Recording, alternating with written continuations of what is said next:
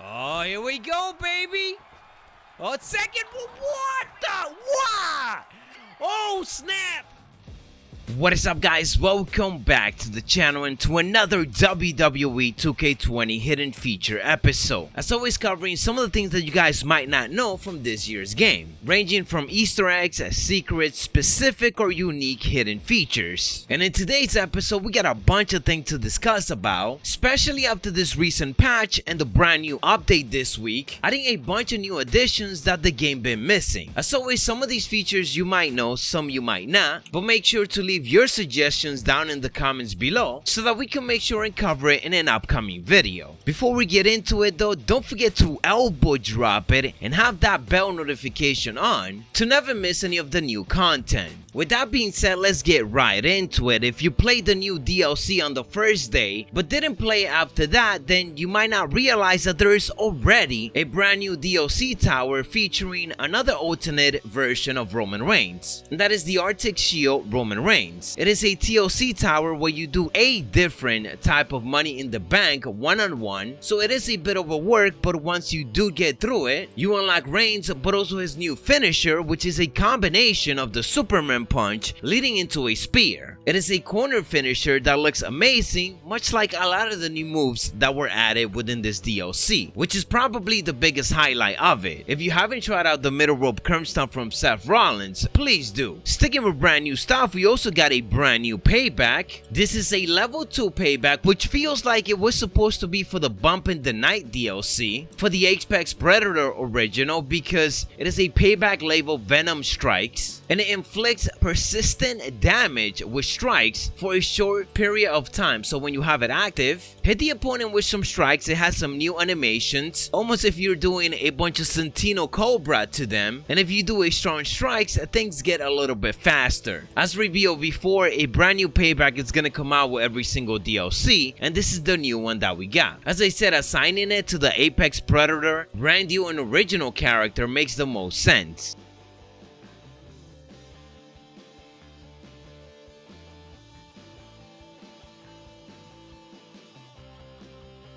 We got a bit more options to mess around now, because if we are doing a ladder match, instead of having a money in the bank briefcase hanging, we are able to have a gas tank, and we could do this in any arena. All you gotta do is, when you're picking a ladder match slash TLC match, customize the match, and all the way at the end, we are able to pick the ladder object type from regular money in the bank briefcase to the gas tank. This we got because of the Pete Dunne tower that we get to do in the new originals. There's also one brand new cosmetic to the ladder, in which it just looks a bit more rusty than the regular one. Within the latest patch, we got create a championship, and something that is missing for it is create custom side plates, which were a big addition to WWE 2K19 and now it has been removed out of nowhere. The good news about it is that when you go to deletion utility, there's a specific menu spot for it, which could be a hint at the fact that maybe we are going to be getting create custom side plates in an upcoming update. A small but needed feature is that when you are selecting your character, you now got the option to randomize it, and this is fairly good specifically for online, which I did want to check on and see if it was there. So now if you're playing with your buddies or you just want to randomize and give yourself a bit of a challenge, you could just do it just like before. Another small new option that we got, or at least that they brought it back from previous game, is that when we are messing around and create a moveset, we are able to favorite the moves that we want by simply pressing option or the select button. Sticking with options, we cover how there's some new updates to ladder matches. There's also a bit of an update when it comes to Hell in a Cell. The Rhea Ripley DLC tower gave us a brand new rusty Hell in a Cell, which we can now pick from. So with the new update, when customizing the Hell in a Cell match, we're able to pick from the three of them no matter what arena we're on, which was a big problem before, but now we could go from red, black, or just the new originals Hell in a Cell, as I said, in any arena.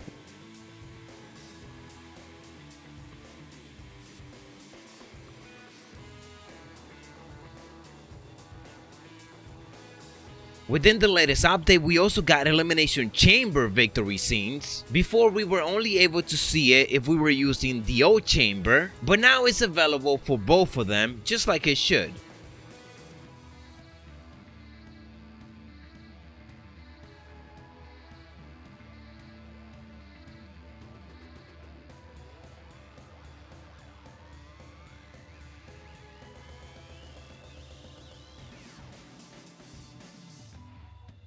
Another small update was actually for something from the Bump in the Night DLC, and that is that we got zombie entrances being updated with full graphic.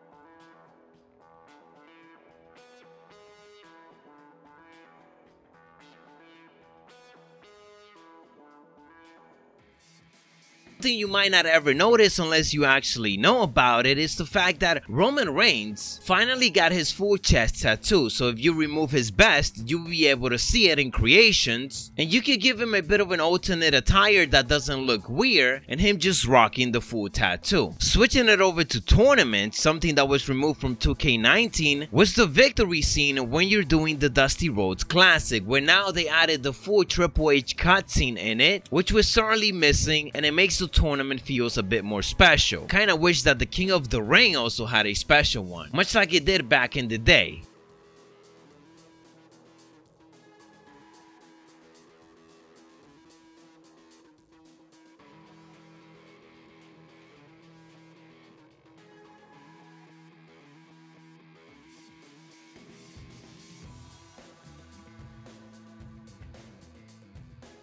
Within the latest update, there was also a bit of an animation update to the flames that we get to see, as when you set a table with fire, it looks way more realistic than before.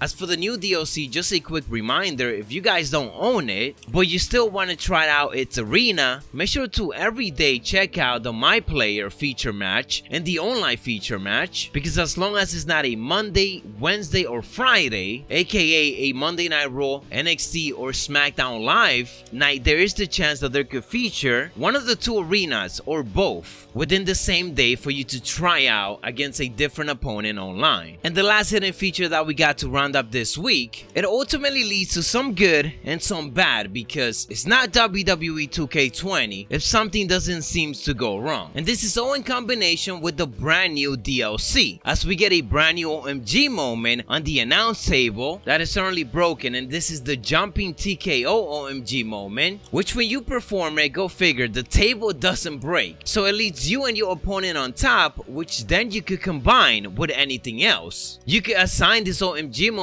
to someone like Triple H and still have the table intact, still be on top of the table, and perform any type of move that you want to make the extra impact and break it. Again, Triple H is a great example because you could perform this jumping TKO, the table doesn't break, pick your opponent up, and then hit him with a pedigree to break the table. Or if you got Batista, you could do the same process, but then hit him with a Batista bomb to finish things off. So again, it could make for some realistic action where it's almost a botch because the table didn't break, but then you go on to actually destroy it and play it off like nothing happened. It's a good set of combinations. But as I said, that's the good part of it. There is some bad stuff to it, because if you have the opponent get off the table while you still standing there and you put him in a carry position, then you get to walk on air, and the animation which you hold the superstar with, it's a complete mess, but at least it's hilarious. Anyways guys, that is what I got for you in this hidden feature episode for WWE 2K20. If you enjoy or found this informative,